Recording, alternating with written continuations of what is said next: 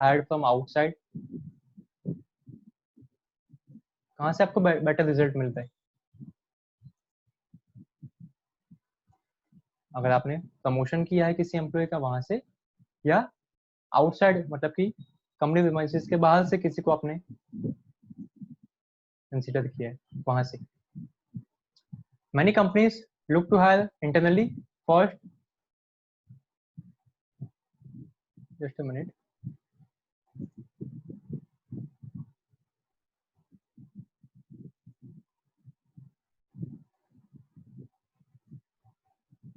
People are joining.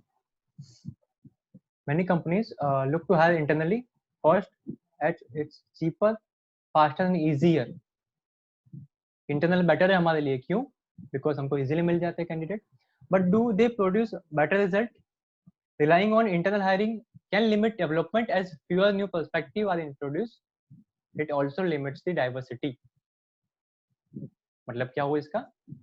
अगर internally किसी को हम लोग प्रमोट करते हैं तो समटाइम्स ऐसा हो सकता है, not every time,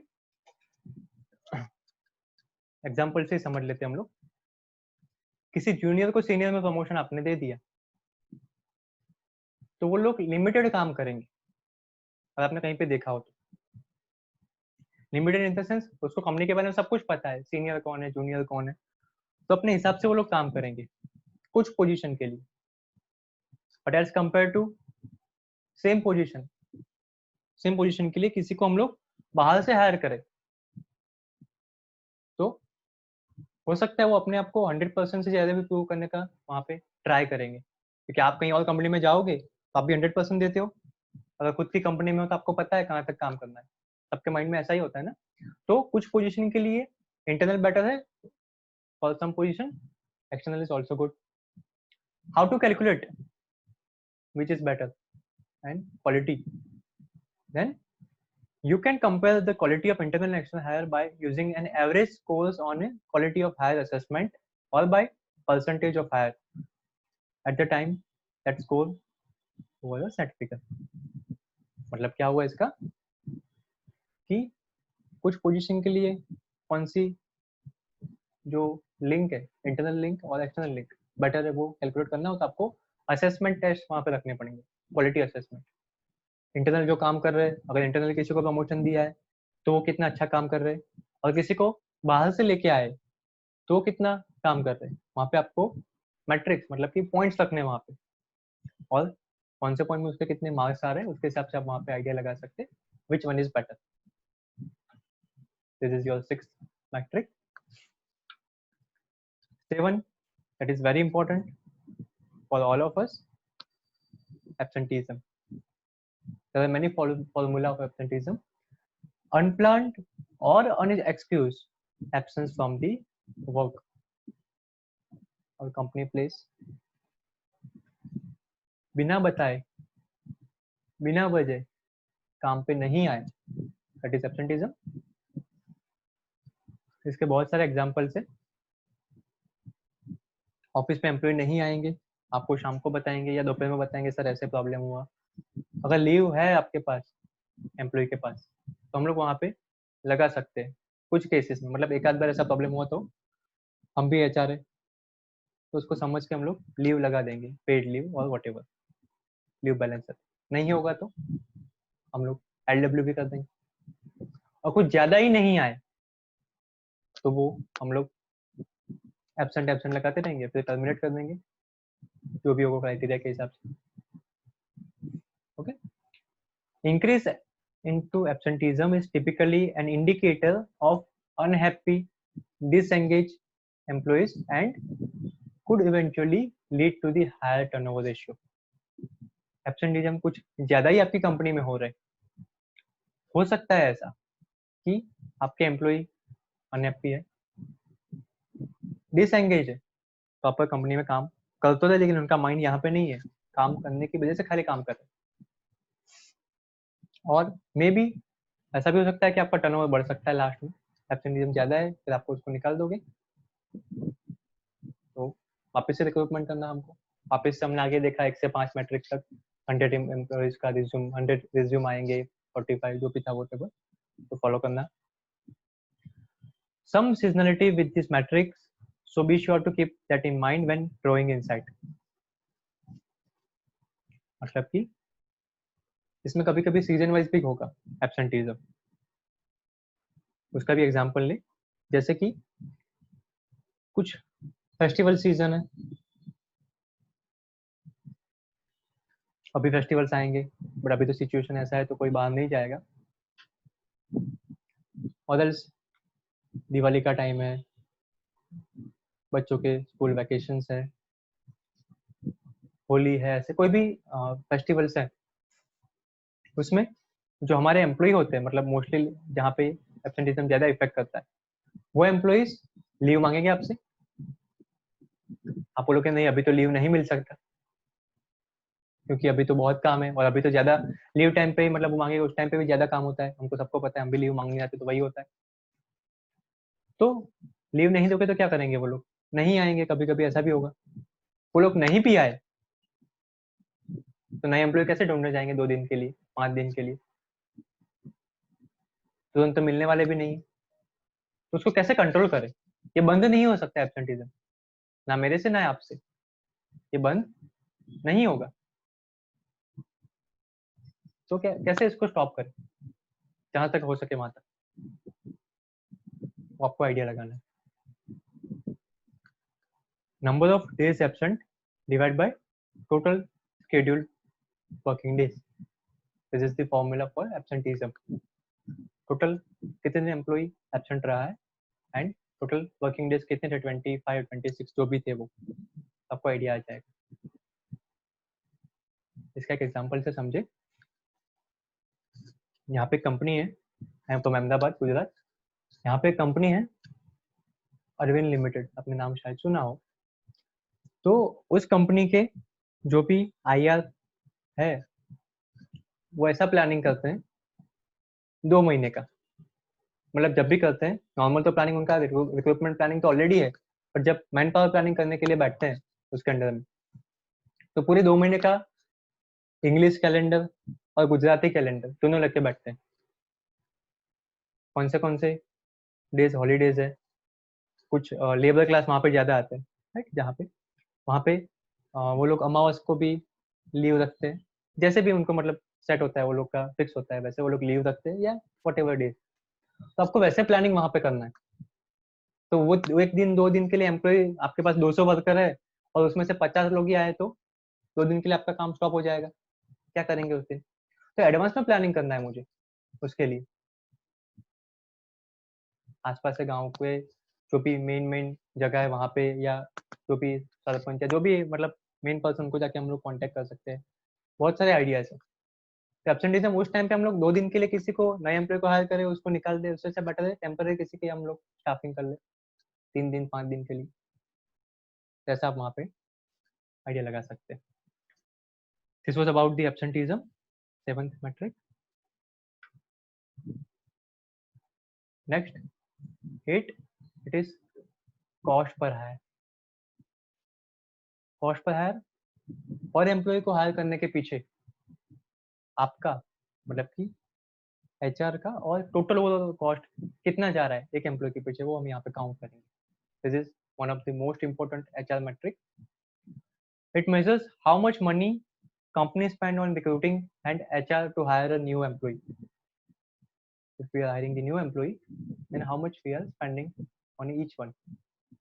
It considers a recruiter's time and salary, ये ऐड होगा, जॉब बोर्ड मतलब कि जॉब पोर्टल की जो फीस होगी, ATS सॉफ्टवेयर, जो आगे सेशन में किसी ने पूछा था ATS के बारे में, अगर आपने ये रखा है ATS आपके पास, एप्लीकेशन ट्रैकिंग सिस्टम या सॉफ्टवेयर, तो उसके भी कॉस्ट होते हैं, वो बहुत डीपली होते हैं। एंड स्टाफिंग एजेंसी मतलब कंसल्टेंसी के कॉस्ट एंड मैनी मोर, बहुत सारे कॉस्ट यहाँ पे ऐड होंगे। कौन से कॉस्ट यहाँ पे ऐड होंगे, टोटल HR कॉस्ट, उसमें रिक्रूटमेंट के भी आ जाएंगे, internal cost plus external cost.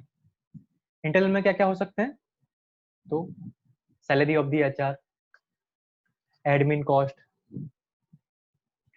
Others you can say अगर आपने बैकग्राउंड वेरिफिकेशन कंपनी में किसी एम्प्लॉय को रखा है तो उसका cost and many more. And what about external, it is job portal cost, reference check के लिए किसी कंसल्टेंट को रखा है, लेबर और कंसल्टेंट को रखे हैं आपने तो उनके कॉस्ट, इक्विपमेंट के लिए कहीं पे ट्रैवलिंग कर रहे हैं उसके cost, and any other cost. ये सभी कॉस्ट यहाँ पे आपको ऐड करने हैं। एचआर के कॉस्ट भी इसमें आ जाएंगे, सैलरी वगैरह, कोई सीनियर उसमें इन्वॉल्व है तो उसकी भी सैलरी, उनकी भी सैलरी यहाँ पे आ जाएगी। सभी कॉस्ट यहाँ पे हम लोग इंक्लूड करेंगे, divide by total number of new hire. Particular वो ड्यूरेशन के लिए ये आप कॉस्ट कितने टाइम का ले रहे हैं, क्वार्टरली, हाफ ईयरली, मंथली, उस टाइम के दौरान उस ड्यूरेशन में आपने कितने एम्प्लॉइज नए हायर किए, डिवाइड बाय अगर आप वो करेंगे then you will have cost per hire, right. Per employee आपका इतना कॉस्ट का है, ये खाली कॉस्ट पर हायर हुआ। इसके बाद अगर आपको ऐड करना हो तो उसकी ट्रेनिंग का कॉस्ट अभी हम लोग आगे देखेंगे, वो भी आप ऐड कर सकते हो। 1 महीना 2 महीना उसने काम किया, आपने उसको ट्रेन किया, वापस समझाया, उसके बाद भी वो जॉब छोड़ के चले गए, ऐसा होगा ही होगा हमारे साथ, तो कॉस्ट कंपनी को होता है। तो वो ना हो या कम हो उसके लिए क्वेश्चन हम लोग कैसे बेटर बना सकते हैं, ये मैट्रिक्स आपको काम लगेंगे। Okay, it was 8। 9 is new hire failure ratio. Hiring के बाद अगर कोई जॉब छोड़ के चले जाते हैं तो उसका रेशियो कैसे काउंट करें।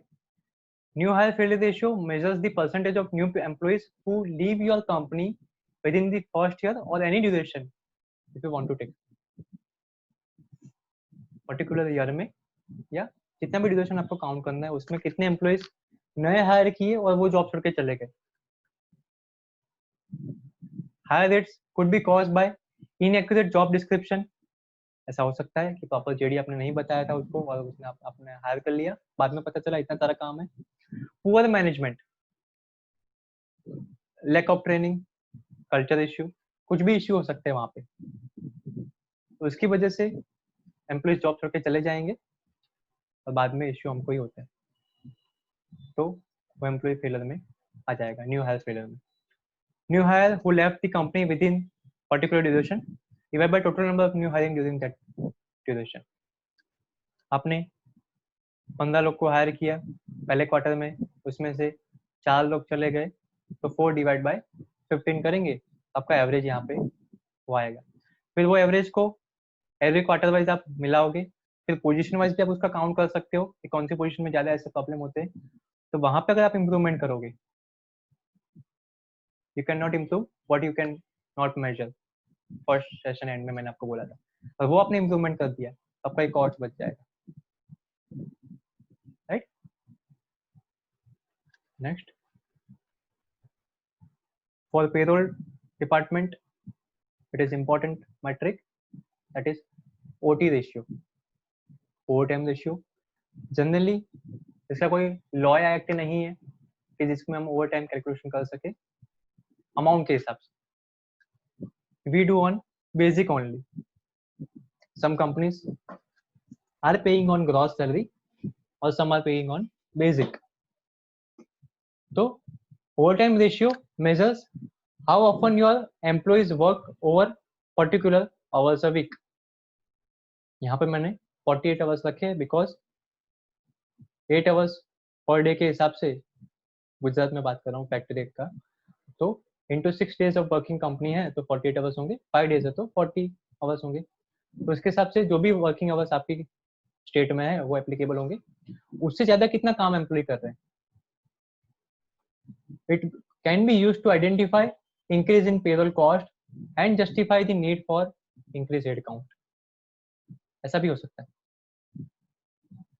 कि जो भी पेरोल कॉस्ट है आपके वो बढ़ रहे हैं,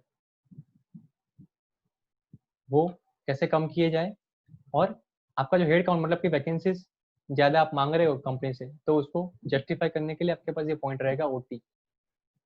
समझो एग्जांपल से, कंपनी में आपके पास जो भी एम्प्लॉइज है उसमें से 20 एम्प्लॉय को डेली ओटी करवा रहे हैं आप, डेली 1 आवर 2 आवर ओटी कर रहे हैं, और मंथली आपका वो कॉस्ट जा रहा है सम अमाउंट, बट उसी अमाउंट में जो अमाउंट आया उसमें से आप 3 एम्प्लॉय को ऐसे हायर कर सकते हो कि जो ये ओटी का पूरा काम कर सकते हैं, मतलब 20 एम्प्लॉय मिला के जो पर मंथ 180 आवर काम कर रहे हैं, और ज़्यादा जो भी हो सकता है, उसका काम 2 या तो 3 एम्प्लॉय नए हायर करके आप करवा सकते हो, उससे भी ज़्यादा काम करवा सकते हो, और वही कॉस्ट में आप करवा सकते हो। आप करो, बट आपके पास रेट होना चाहिए। पेरोल जो मैनेज करे उनके लिए बेटर होगा। तो total OT divide by total amount into 100 करेंगे, then you will have OT ratio, that is OT, right. Next, employee जो रेवेन्यू है, that is per employee, revenue per employee. Revenue per employee helps you estimate how much money each employee generates for your business. Particular हर एक employ आपकी company के लिए, आपके firm के लिए कितना बिजनेस जनरेट करके दे रहे हैं, वो यहाँ पे हम लोग काउंट कर सकते हैं। A higher revenue per employee indicates increased employee productivity and best use of our company resources. ज़्यादा रेवेन्यू आ रहा है, दैट मीन्स कंपनी के जो एम्प्लॉय वो ज़्यादा प्रोडक्टिविटी दे रहे हैं, अपने रिसोर्सेज प्रॉपर जगह पे यूज हो रहे हैं। एग्जाम्पल से समझे, 10 एम्प्लॉय आपके पास है, 10 में से 4 एम्प्लॉय 1 लाख टारगेट अचीव कर रहे हैं, 3 एम्प्लॉय 70,000 अचीव कर रहे हैं, 4 और 3 7, 3 एम्प्लॉय 40,000 अचीव कर रहे हैं। ये जो 4 एम्प्लॉय है, ये 4 एम्प्लॉय है, एंड ये 3 एम्प्लॉय है। कंपनी ने एवरेज सेट किया है कि आपका एवरेज 75 अचीव होना चाहिए, से फॉर एग्जांपल। तो यहाँ पे जो ये ज्यादा अचीव कर रहे हैं, तो सबसे अच्छा काम कर रहे हैं हमारे लिए, तो उनको हम लोग और कैसे डेवलप कर सके, यहाँ पे 2 ऑप्शन आएंगे, ट्रेनिंग एंड डेवलपमेंट। तो उनको और कैसे बेटर बना सके कि ये 1 लाख से 1 20 1 25 तक पहुंच सके, उनको हम लोग और कैसे मोटिवेट कर सकते हैं, और उनको भी हम लोग थोड़ा काम देंगे कि इन सबको गाइडेंस दो। इनके 4 एम्प्लॉय के बीच में ये 2 और ये 3 में से 2 एम्प्लॉय बांट देंगे हम लोग, उनके अंडर में रिव्यू के लिए रखेंगे, ऐसा भी कर सकते हैं। ये 70K वाले जो एम्प्लॉय है, उसको हम लोग थोड़ा ही गाइडेंस देंगे, और वो लोग टारगेट या उससे ऊपर जा सकते हैं। बट ये जो 3 एम्प्लॉय बचे, उसको बहुत ज्यादा ही रिक्वायरमेंट है ट्रेनिंग की, plus if in case if required हम उनको पीआईपी में डाल सकते हैं, that is performance improvement plan या प्रोग्राम। उसमें हम उनको 1 महीने या 2 महीने का टाइम देते हैं, कभी कभी कंपनी सैलरी नहीं भी करती है, एक साथ में भी दे देती है, डिपेंड्स। तो ये टारगेट एटलीस्ट उसके नजदीक पहुंच सके, ऐसा उनके अंडर में गाइडेंस प्लस ट्रेनिंग हम उसको प्रोवाइड करेंगे। उसके बाद भी वो लोग काम नहीं कर सकते, then we have to move. तो revenue during specific period divide by average number of employees, हमको एवरेज आ जाएगा, तो एवरेज से ज्यादा कौन है कम कौन है आपको आइडिया आ जाएगा, right. Turnover ratio, employee turnover. Turnover measures the rate at which employees voluntarily or involuntarily leave your company, सामने से बोल के या without any intimation जॉब छोड़ दे, that is turnover ratio. Turnover rate measuring by department, team, etc. can help you to separate areas of concern in your organization and better understand why your employees are leaving. क्यों job छोड़ के जा रहे हैं, अगर पता के जा रहे हैं तो हम लोग एग्जिट इंटरव्यू लेंगे, कुछ रीजन पूछेंगे, 100% रीजन सही नहीं भी होंगे कि उनको तो जॉब छोड़ना है, अगर एटलीस्ट 50-60% भी रीजन सही है, उसमें से आपने कुछ इंप्रूवमेंट करने का ट्राई किया, तो मे भी हम लोग टर्नओवर जो है एम्प्लॉय का वो कम कर सके। It is calculation number of employees who left, मतलब कि जॉब छोड़ के जा रहे हैं, exit, divide by average employees into 100 करेंगे, then we will have the turnover ratio, right. Next, average employee tenure, particular employee जो भी हायर किए हुए उनका एवरेज टेन्योर कितना है हमारी कंपनी में, चाहे वो पोजीशन वाइज होता है और डिपार्टमेंट वाइज भी हम लोग काउंट कर सकते हैं। By increasing the average employee tenure you will be able to better regulate your retention and turnover rate. अगर एवरेज एम्प्लॉय आपके पास ज्यादा कंपनी में उसका टेन्योर है, मतलब कि ड्यूरेशन, हो सकता है आपका रिटेंशन भी अच्छा आपने बना लिया है और टर्नओवर रेशियो भी आपका बेटर हो जाएगा, मतलब जॉब छोड़ के जाएंगे ही नहीं वो लोग। अट्रिशन जो बोलते हैं ना, अट्रिशन और टर्नओवर दोनों सेम ही है. How to increase your average employee tenure, कैसे इंक्रीज कर सकते हैं? Relationship that you have build over time within the company, आपके और एम्प्लॉय के बीच में जो एम्प्लॉय एंगेजमेंट है वो बेटर बनाया आपने. Opportunities and challenges that has been given to the employee for the growth, उसका ग्रोथ अच्छा हो सके, अच्छे से काम कर रहे हैं, उसको और अच्छा बेटर बनाने के लिए आपने उसको और चैलेंजेस टास्क दिए, तो वहाँ पे लगे रहेंगे वो, उनका माइंड वहाँ पे बना रहेगा. And better packages, average package से अच्छा पैकेज उसको मिलेगा तो लॉन्ग टर्म काम करते हैं. आफ्टर ऑल वो मैटर भी करता है. तो what is the calculation? Total number of weeks और मंथ और ईयर ऑल एम्प्लॉय जो है वो divide by total number of current employee जो काम कर रहे हैं वो हम काउंट करेंगे. तो ऐसे ये मैट्रिक हम लोग बना सकते हैं. Right? Okay. It is also important for HR and payroll both. Cost of HR per employee. पहले हमने देखा ओवरऑल कॉस्ट पर एम्प्लॉय, अभी है cost of HR per employ. If you have an HR representative or more than one person who manage HR activities such as recruitment, payroll, training or whatsoever. आपकी company में एक HR है, 3 HR है, 5 HR है, तो उनका कितना cost जा रहा है कंपनी में, और आपने वो काउंट कर लिया, तो हो सकता है आपको आइडिया आ जाएगा कितना है हम लोग को कॉस्ट कम करना है. Cost of HR per employee is equal to total HR salary and benefits. HR की जो भी सैलरी है, कि हमको ओवर टाइम तो नहीं मिलता ना हम HR में, इसके लिए जस्ट किसी को मिलता होगा, मोस्टली HR को तो नहीं प्रोवाइड करते, हम ओवर टाइम ही काम करते हैं. एंड बेनिफिट्स, समटाइम बेनिफिट भी हमको प्रोवाइड किए जाते हैं. Divide by total number of employees, जितने भी कंपनी में करंटली काम कर रहे हैं, तो आपको आइडिया आ जाएगा कि पर्टिकुलर एम्प्लॉय के पीछे आपका कितना कॉस्ट जा रहा है. कॉस्ट एवरेज के हिसाब से लास्ट क्वार्टर में कितना था, ये क्वार्टर में कितना है, पूरे साल का एवरेज कितना है, कहाँ पे कम है, कहाँ पे ज्यादा है, उसको और कैसे बेटर बना सकते हैं, you can count. And cost of training पर एम्प्लॉय, जो ट्रेनिंग दे रहे हैं, जो ट्रेनिंग एंड डेवलपमेंट हैंडल कर रहे हैं, तो कॉस्ट पर एम्प्लॉय कितना जा रहा है, रिक्वायरमेंट कभी कभी होगी हमारे पास, तो total expenses of the training, internal training कोई दे रहा है तो उसका कॉस्ट, कहीं बाहर से ट्रेनर बुला रहे हैं उसका कॉस्ट, आपका जो भी प्लेस सिलेक्ट किया है मे बी कंपनी के बाहर का हो सकता है, ऑडियो वीडियो विजुअल्स जो होंगे उनका cost, travelling cost, refreshment cost, whatever cost, total cost divide by total जो ट्रेनिंग में एम्प्लॉइज ने पार्टिसिपेट किया है वो कॉस्ट. अगर आप वो काउंट करेंगे then you will have average cost of training. तो पहले कॉस्ट पर हायर हमने देखा, प्लस एवरेज ये ट्रेनिंग का अगर वो ऐड होता है तो टोटल यहाँ पे कॉस्ट आएगा एम्प्लॉय का टिल ऑन बोर्डिंग. उसके बाद के बहुत सारे कॉस्ट हो सकते हैं, you can calculate. Right? So this was your